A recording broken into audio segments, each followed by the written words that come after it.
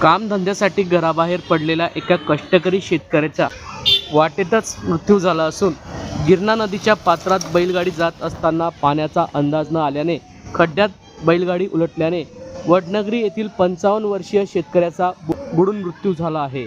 वडनगरी येथील रहिवासी असलेले दिलीप कल्याणकर वय 55 व त्यांचे सहकारी चिंतामण नाईक हे दोघे दररोजप्रमाणे सरपंच दत्तू रामचंद्र पाटील यांच्या खेडी शिवारातील शेतात मजुरीसाठी जात होते।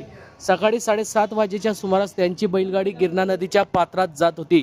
मात्र नदी पात्रात असलेल्या एका खोल खड्ड्यात अंदाज न आल्याने अचानक बैलगाडी उलटली। या संकट काळात चिंतामण नाईक यांनी तत्काळ प्रसंगावत राखत गाडीतून बाहेर उडी घेतली, ज्यामुळे त्यांचे प्राण वाचले। दिलीप कल्याणकर यांना सावरण्याची संधी मिळाली नसून ते खोल पाण्यात बुडाले। स्थानिक नागरिकांच्या मदतीने यावेळी बचाव कार्य राबवून शोध मोहीम सुरू करण्यात आली असून तब्बल 3 तासाच्या प्रयत्नानंतर दिलीप कल्याणकर यांचा मृतदेह शोधण्यात यश आले आहे।